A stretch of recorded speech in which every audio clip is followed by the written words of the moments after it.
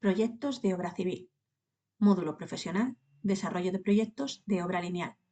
Unidad didáctica 02. Elaboración de propuestas y alternativas de trazado. En el siguiente vídeo nos centraremos en explicar el diseño de vías férreas, describiendo los elementos de vías férreas, los parámetros básicos de diseño y geometría de diseño. Los objetivos de aprendizaje serán: conocer las leyes, reglamentos y normativa aplicable, búsqueda y análisis de la información y documentación necesaria, e identificación de necesidades, así como el estudio y valoración de alternativas. Diseño de proyectos de vías férreas. El ferrocarril convencional es un sistema de transporte terrestre en el que los vehículos se apoyan sobre el camino de rodadura por intermedio de elementos rotativos metálicos. Se consideran líneas ferroviarias de alta velocidad a las líneas especialmente construidas para la alta velocidad, equipadas para velocidades, por lo general, iguales o superiores a 200 km por hora, y aquellas de carácter específico debido a dificultades topográficas, de relieve o de entorno urbano, cuya velocidad deberá ajustarse caso por caso. Son líneas convencionales las que, estando reintegradas en la red ferroviaria de interés general, no reúnen las características propias de las líneas ferroviarias de alta velocidad. El diseño, trazado y construcción de ferrocarriles debe ajustarse a una serie de normas técnicas, entre las que destacan las normas técnicas de ADIF, pliego de prescripciones técnicas particulares tipo módulo de obra civil y las normas de la Unión Internacional de Ferrocarriles. Uno de los factores para que los trenes puedan correr con seguridad es por medio de la vía. La vía la definimos como dos rieles paralelos separados a cierta distancia por medio de los cuales los trenes corren sobre ellos. Definimos como el ancho de vía a la distancia entre las dos caras activas de las cabezas de los raíles, medidas a una altura de 14,5 milímetros por debajo del plano de rodadura. Una de las principales diferencias entre las líneas convencionales y las de alta velocidad es el ancho de vía, que diferencia a la red española del resto de Europa. Existe ancho de vía internacional, ancho Renfe y ancho FEBE. Entrevía e inclinación de carril.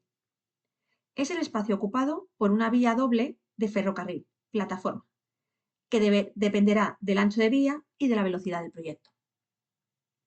La entrevía es la distancia medida en dirección transversal entre los dos ejes de vías contiguas. Dicha distancia se fija en un valor compatible con la resistencia de las cajas de los vehículos a los esfuerzos aerodinámicos en los cruces de trenes.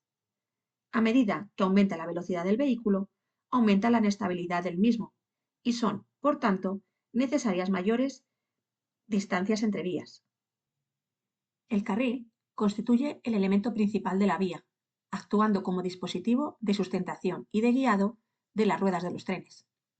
Se monta desplomando hacia el interior de ella para resistir mejor las acciones a las que está sometido y dándole una inclinación. Parámetros de geometría de vía. La calidad geométrica de la vía juega un papel fundamental en la seguridad, fiabilidad y confort de la infraestructura. Las características de la vía evolucionan durante el tiempo de funcionamiento del sistema. Es por ello que deben ser objeto de planes de vigilancia y mantenimiento. Las características que definen la calidad geométrica de la vía son: ancho. Como se ha definido anteriormente, es la menor distancia entre líneas perpendiculares a la superficie de rodadura, cuya intersección en cada perfil de la cabeza del carril está situada a un punto entre 0 y 14 milímetros por debajo. Alineación. La alineación teórica de la vía viene determinada por la proyección horizontal del hilo director definido por el proyecto o replanteo. Llevando un ancho de vía a un lado de dicha proyección, se obtiene la alineación teórica del otro hilo. Alabeo. Considerando las cuatro ruedas de un vagón o de un buggy de dos ejes, el alabeo de una vía en la sección transversal se define como la distancia existente entre el punto de apoyo teórico de una de las ruedas y el plano determinado por los puntos de apoyo reales de las otras tres, cuando el eje delantero se encuentra situado en la citada sección transversal. Nivelación longitudinal, parámetro que define la cota de la superficie de rodadura de un hilo de la vía, referida a un plano de comparación. Nivelación transversal o peralte. Es la diferencia de cota existente entre las superficies de rodadura de los dos carriles de una vía en la sección normal al eje de esta. En términos de calidad geométrica, se habla de nivelación transversal en lugar de peralte. Gálibos. El gálibo del material rodante, es decir, el tren, se refiere a los contornos que debe tener para que no encuentre obstáculos con las instalaciones ferroviarias, así como túneles, puentes y muros. Por lo tanto, representa un contorno de referencia. En el ámbito del ferrocarril existen muchos tipos de gálibos. Tomando de referencia el vehículo, tendremos el gálibo estático o de construcción de material. Es el contorno máximo del vehículo situado en una vía nivelada en posición centrada, con el vehículo parado, con la suspensión correctamente reglada, la carga bien repartida y con el diámetro nominal de las ruedas. Gálibo de ocupación estático. Se calcula para un vehículo circulando en curva a una velocidad determinada y con una aceleración lateral no compensada. El gálibo cinemático o de referencia de una administración ferroviaria es el definido por la misma y a partir de él se calculan los distintos gálibos de acuerdo a la normativa de la Unión Internacional de Ferrocarriles. El gálibo cinemático se divide en dos, gálibo de partes altas y gálibo de partes bajas. El gálibo de obstáculos es un margen de seguridad propio de cada red. Define la posición de los diferentes equipos necesarios alrededor de la vía. Por el hecho de que la circulación del material rodante ha de tener lugar sobre la vía, ésta debe cumplir unas ciertas condiciones geométricas en lo que respecta a la forma de las curvas e inclinación de las rasantes, y asimismo a las citadas relaciones espaciales entre diversos puntos de la misma que han de responder a las características intrínsecas del vehículo. El trazado en planta se compone de las siguientes alineaciones: rectas, curvas y curvas de transición entre estas. Los parámetros que caracterizan el trazado en planta de una línea ferroviaria son radios de curva en planta. La velocidad de proyecto de una línea determina el valor de los radios mínimos en planta. Es necesario limitar el radio inferiormente debido a ciertos condicionantes.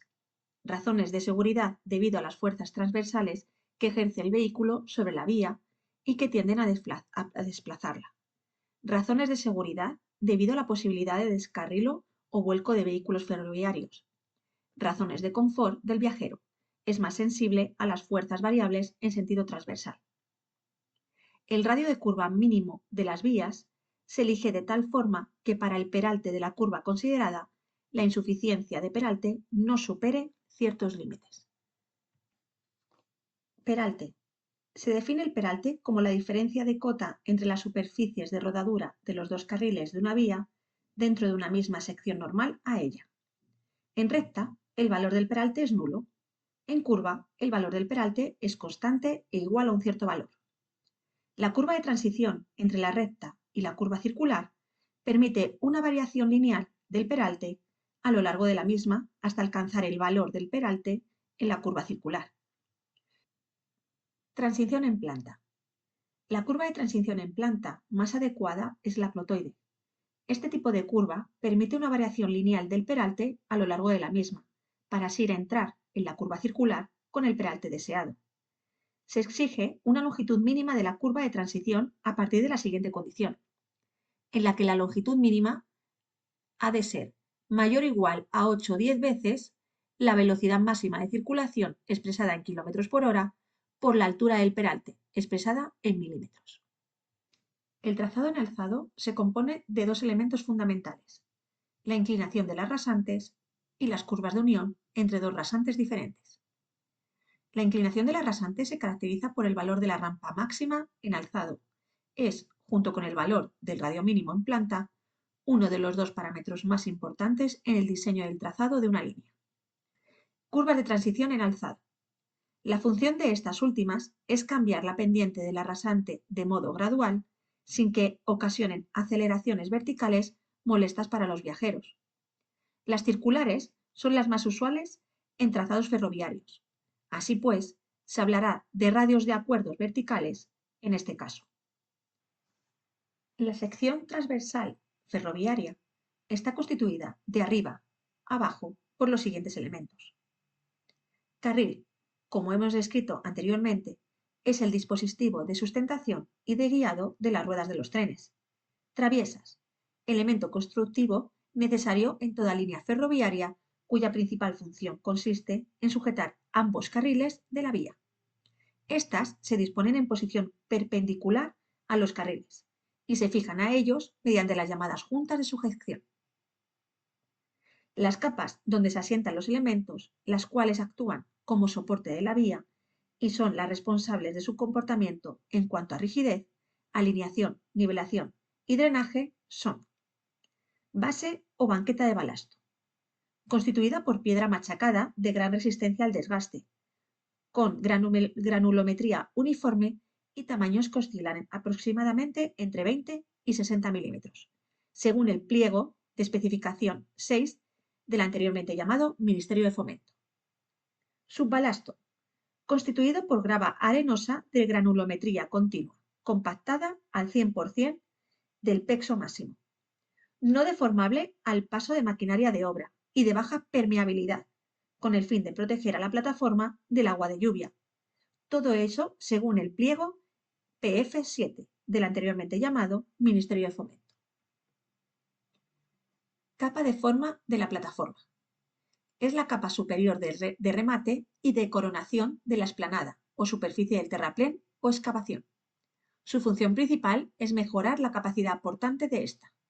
Ha de ser compactable y de mejores características que la explanada. La explanada ferroviaria, bajo la capa de forma, está constituida generalmente por el terreno natural, secciones en desmonte o por material aportación en las secciones de terraplén. En el caso de sección a media ladera, la composición será mixta. El material de aportación procederá, en general, de la traza o de préstamos cercanos. Además, la plataforma deberá estar dotada de una red de drenaje superficial y de otra profunda. En su caso, para recoger y evacuar las aguas procedentes de escorrentía, de filtraciones o subterráneas que puedan alterar las condiciones de esta.